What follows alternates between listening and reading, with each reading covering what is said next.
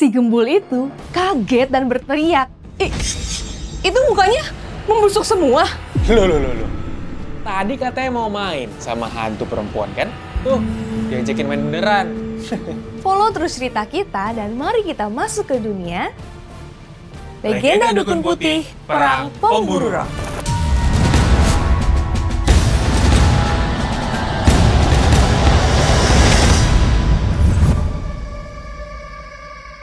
Hantu itu belum menunjukkan wujud aslinya. Selain aura kematian yang berat menyelimuti tubuhnya, penampilannya masih tampak seperti manusia biasa. Rafael menyipitkan mata, memilih diam, dan fokus merasakan energi gelap yang keluar dari sosok perempuan itu. Perlahan, makhluk itu melayang mendekati Johan yang tertidur pulas di atas sofa. Tepat saat ia hendak menyerap energi dari korbannya, Rafael langsung bangkit, berdiri tegak, lalu melempar segenggam daun kelor ke arahnya. Daun-daun itu mengenai tubuh si hantu perempuan. Seketika juga mengepulkan asap putih. Kulit yang tadinya putih bersih mulai terkelupas. Muncul bercak-bercak hitam yang sangat mengerikan. Suara ceritanya nyaring terdengar. Hantu itu berbalik menatap mata Rafael dengan sepasang bola mata putih kelabu yang tidak beriris. Pandangan itu menancap tajam dan penuh rasa kebencian. Tubuhnya membengkak tak wajar, kulitnya pucat dan lembek, seperti daging yang terlalu lama direndam dalam air. Dan juga mengeluarkan bau anyir yang membusuk. Wajahnya berubah bentuk, kulitnya mengelupas hingga sebagian tulang wajah terlihat. Bibir tinggal separuh, gigi tampak mencuat, dan cairan kuning pekat terus menetes dari tubuhnya. Gadis muda yang dulunya cantik jelita, kini berubah memunculkan tampak aslinya. Hantu air yang menjijikkan dan menyeramkan. Sebenarnya dia menunjukkan tampang aslinya, bukan untuk berniat menakuti Rafael, tapi semua itu merupakan efek dari daun kelor yang merusak ilusi sihirnya, sehingga memperlihatkan kondisi tubuhnya saat kematian. Rafael mengenali sosok itu. Dengan tenang, dia berkata, hantu yang kematiannya karena tenggelam rupanya.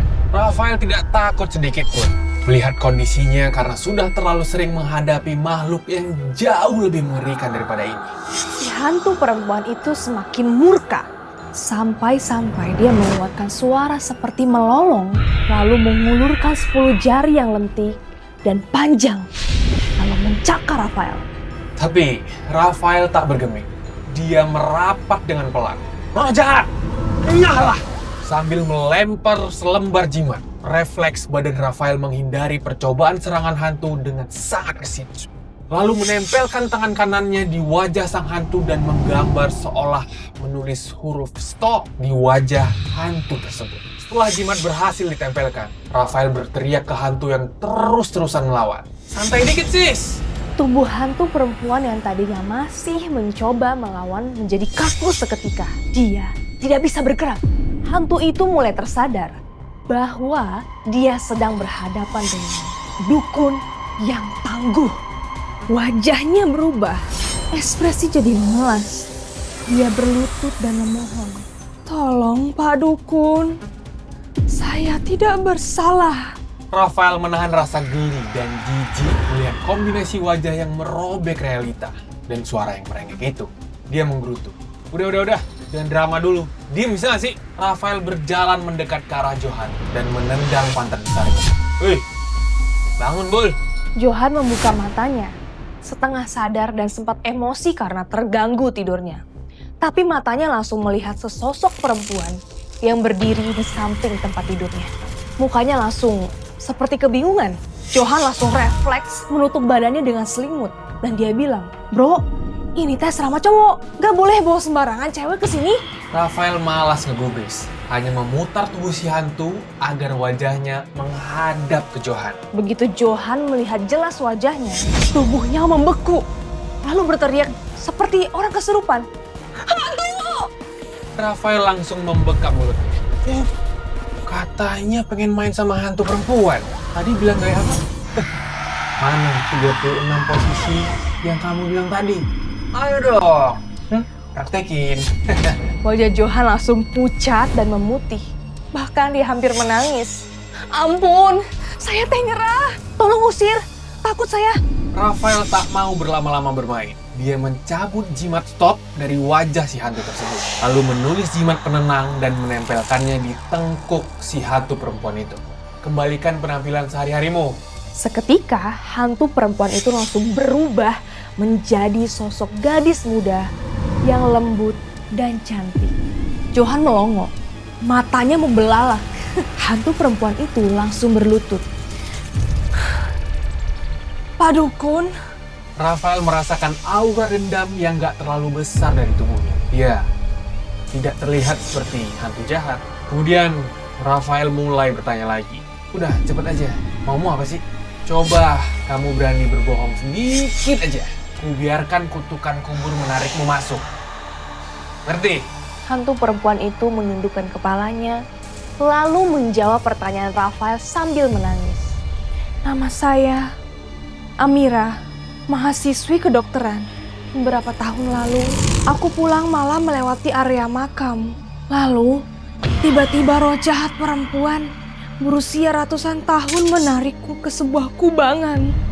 Dia memaksa saya menyerap energi manusia untuk membantunya pelajari ilmu hitam. Kalau saya menolak, dia ancam saya dan akan membunuh keluarga saya. Saya melihat Johan mempunyai energi hidup yang kuat. Jadi, maaf, saya tidak bermaksud jahat. Pak Dukun, tolong saya. Rafael mengangguk dan sekarang dia sudah mengerti. Roh jahat itulah yang menciptakan lorong roh untuk menjebak Johan dan menyerap energinya secara perlahan. Rafael menghela napas. Karena kau hanya dipaksa, aku tak akan menghukummu. Akan kukirim kau ke barzakh untuk menunggu penghakiman. Dan jimatku ini akan menjadi saksi bahwa kau terpaksa melakukan semuanya. Ekspresi Amira berubah menjadi menangis, bahagia, dan bersyukur atas bantuan Rafael. Rafael sudah membuka dan memahami kisah Amira. Bantuan yang bisa diberikan Rafael adalah mengangkat dendam batin hantu perempuan itu agar arwahnya bisa melangkah lebih lanjut. Rafael mengeluarkan selembar kertas jimat dan menulis pernyataan tentang dendamnya Amira. Jimat itu bersinar, lalu terbang ke jendela dengan kekuatan magis. Pergilah ke alam barzakh. Jangan gentayangan di dunia manusia. Amira berubah menjadi kabut halus yang menempel di jimat itu, lalu menghilang dalam sekejap. Rafael menghela napas lega, lalu memberikan sekaleng bir ke Johan. Kalau mau tanya sesuatu, silakan aja. Johan menatap dengan tatapan yang kebingungan. Kamu teh siapa sebenarnya? Kan udah saya bilang, saya itu dukun dari Gunung Bulan. Sekarang lagi kuliah aja di sini. Kerjaan saya nyambi-nyambi nangkep roh kayak tadi. Mendengar itu, Johan akhirnya pasrah dan dia bilang ke Rafael, "Oke, bro, kamu teh keren. Asli." Rafael menepuk bahunya. Ayo, anterin saya ke kubangan tempat kamu nyasar waktu itu. Pokoknya malam ini kita bereskan si biang keroknya. Let's go. Johan terkejut dan mengangkat kepalanya. Hah? Sekarang? Ya iya, masa menunggu besok sih? Amira nggak balik, roh ratusan tahun itu pasti bisa curiga. Terus, bisa-bisa dia pindah sarang. Lewat dari malam ini, bisa langsung kabur. Lalu Johan bertanya dengan nada yang penuh ragu. Boleh aja, tapi aman gak ya? Rafael tersenyum sinis. Ya paling kita diculik doang satu-satu. Kalau bisa lari, aman. Kalau nggak bisa, ya udah. Johan melihat paha besarnya sambil kesel bilang ke Rafael, "Bisa nggak sih kamu teh jangan bercanda mulu?" Rafael cuma tertawa. 20 menit kemudian, mereka tiba di lokasi. Johan menunjuk ke arah bawah bukit. Itu dia. Saya kejebak di situ semalam. Mau gimana pun, nggak nemu jalan pulang, Rafael memandang ke arah yang ditunjuk. Area kubangan itu terlihat kecil, tapi penuh makam tua dan ilalang yang sangat tinggi. Di bawah remang malam, suasananya sangat menyeramkan. Kayaknya arwah penendam di lokasi itu nggak gampangan deh. Pasti Ya sih iya, bisa ngejebak orang semalaman dan bikin orang muter-muter doang tuh di situ. Bahkan bisa memberikan perintah ke hantu-hantu kroconya. Itu dia, serem banget gila. Udah dah, aku mau cabut dulu. Ntar gue juga kena lagi.